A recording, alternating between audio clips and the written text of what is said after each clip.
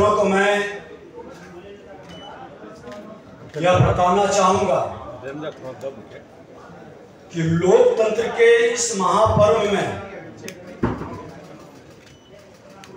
Bharatiya Janata party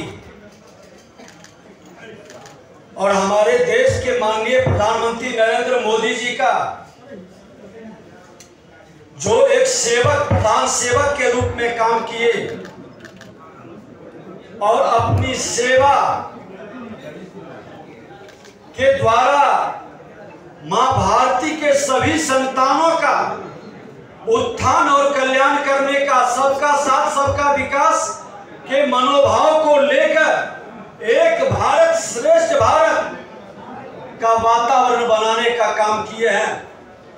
उनका प्रयास रहा कि जातीय जहर को मैं खत्म करूं और देश के अंदर 4 जाति, गरीब, युवा, किसान और नारी, इसका उत्थान और इसके विकास के लिए अपनी नीति को साफ नीयत से आगे बढ़ाऊं।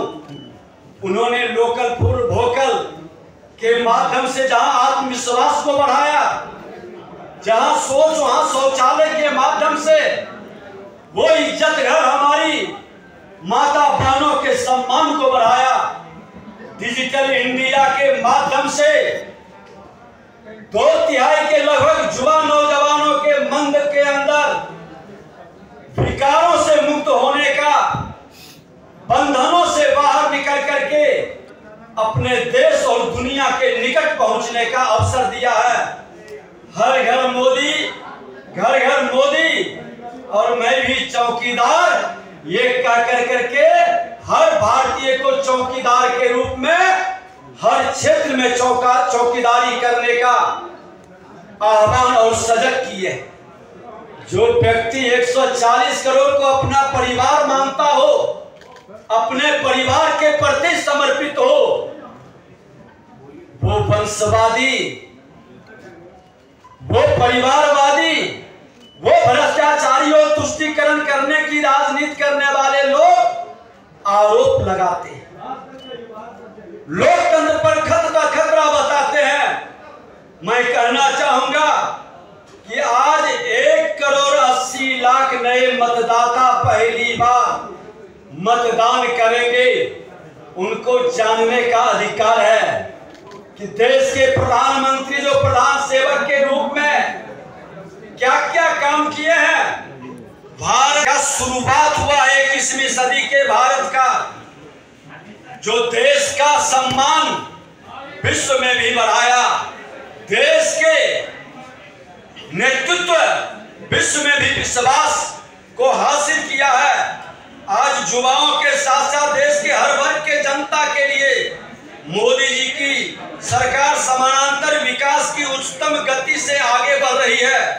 पिछले 10 वर्षों के भीतर पहचान रहा है।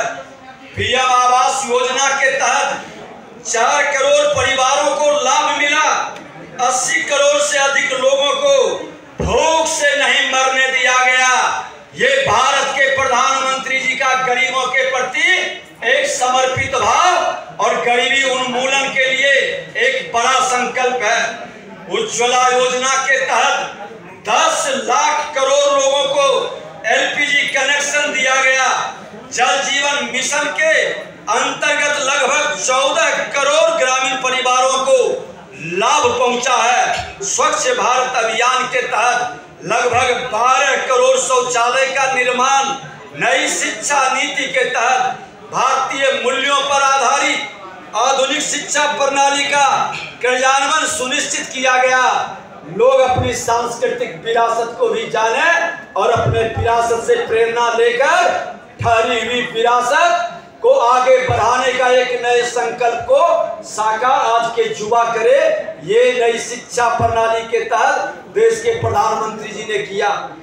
390 नए विश्वविद्यालय, 7 नए IIM, 7 नए IIT, साथ ही 15 एम्स की शुरुआत पिछले 10 वर्षों में मोदी सरकार की उपलब्धि है।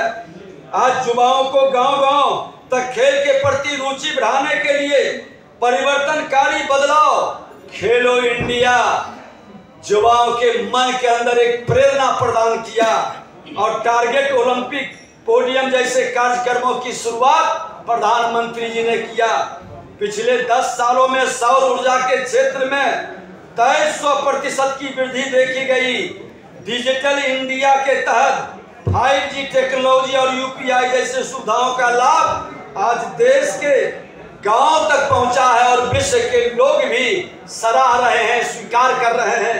आज G20 का शानदार आयोजन भारत के अंदर कर करके विश्व के विश्वास पर भारत की प्रगति को जिस तरह से इन्होंने रखा है, लोगों ने स्वीकार किया है कि भारत विश्व गुरु की ओर कदम बढ़ा चुका है। भारत का मान सम्मान भी बढ़ा है। आज नारी शक्ति बंधन अधिनियम के तहत संसद तथा राज्य की विधानसभाओं में 33% का आरक्षण सुनिश्चित किया गया है।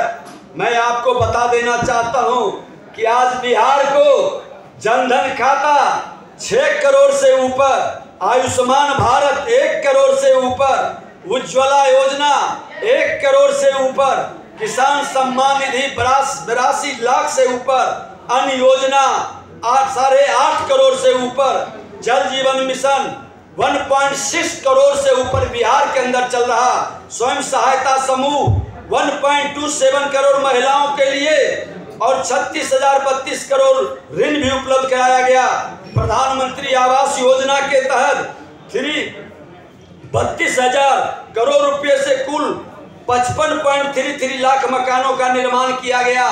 PM विश्वकर्मा योजना के तहत आज 2.5 लाख आवेदन प्राप्त हुए हैं, जो यहाँ के नौजवानों के हुनर को और परंपरागत हमारे कार्यों को आगे बढ़ाकर स्वरोजगार और रोजगार